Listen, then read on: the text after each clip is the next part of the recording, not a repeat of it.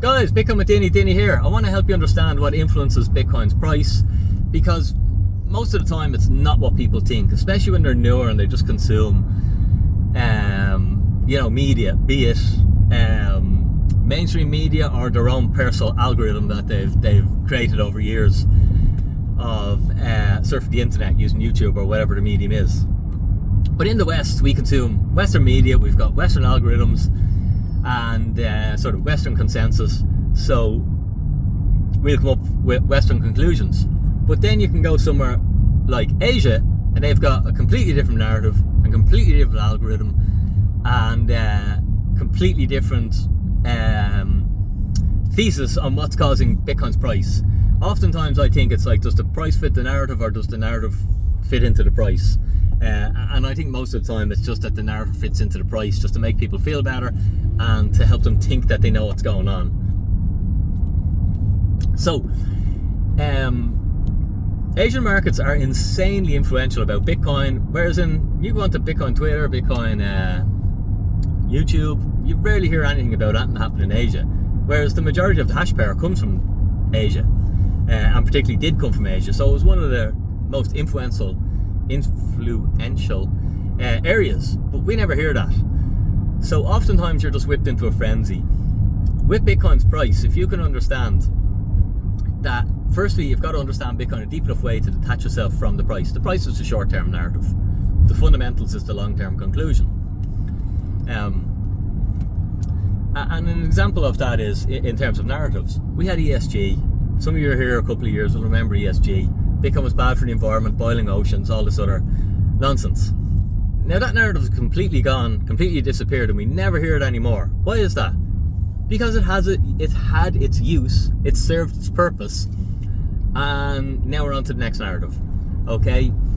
And ESG, these things are created in Davos where elites go and they come up with, techniques, propaganda, strategy to control the minds of the everyday working people who run the world.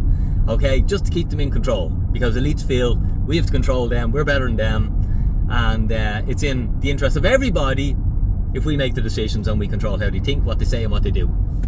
Okay, and that's just how the world works. That's no illusion. 99% of people understand that everything is propaganda in their media and they're being pushed or pulled one way or another. Well, maybe not 99% of people don't understand it, but 99% of people I hang out with do. And the ESG narrative was just created in Davos, and that's gone now because we have AI, and AI uses an order of magnitude more power than Bitcoin ever did. But so the narrative needs to go away. We need to just brush it under the carpet, pretend it never existed, and let's go AI. Why do elites love AI? Because it gives them absolute control. Okay, you plug AI into everything, into governments, and you lose all your freedom, you lose all your sovereignty, and the elites can control your life, your decisions, what you do. And so it's beautiful. They absolutely love AI. So I love AI. I think it's a great tool, but I also fear AI for that reason, for the power that it gives centralized institutions. And with great power comes great responsibility, and power corrupts, and absolute power corrupts. Absolutely, aren't they the sayings from decades in history? So the Bitcoin price may or may not be influenced by something Trump did today or didn't do yesterday, as you may think.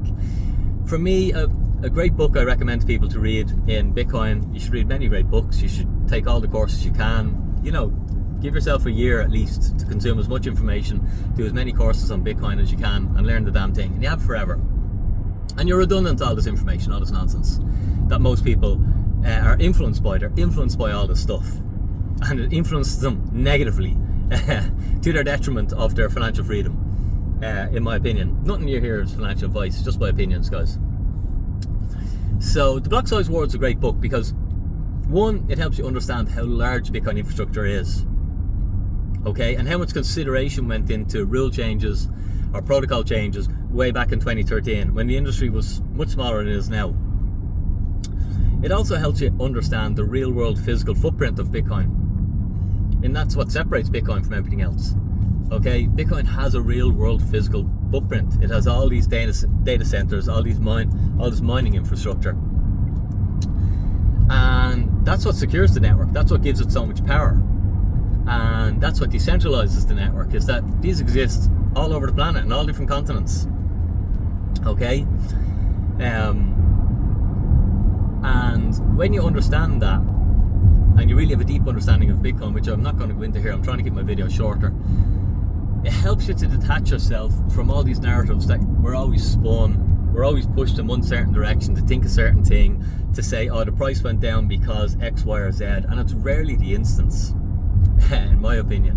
And I think as you study Bitcoin more and more and more, you start to see that everything's just narratives. Anything you see or hear or consume is just a narrative, and it's a narrative with an objective, and the objective generally isn't in your best interest. And that's why it's important to become immune to this stuff, and above all this stuff, so you can make better decisions. I think for me, as an investor, someone who's invested for a long time, invest in fundamentals. I'm not interested in short term. People don't get rich short term, okay? People don't get freedom short term. It all comes from, I think a decade plan is a good plan to have in Bitcoin. Short term in Bitcoin is anywhere between 1 and 4 years. Medium term is 4 years to 8 to 10 years. And long term in Bitcoin is 10 years plus. My aim is to create a long term plan, create a pension plan, see it into the future, and all the short term dips of Bitcoin are all opportunities for me to acquire more Bitcoin.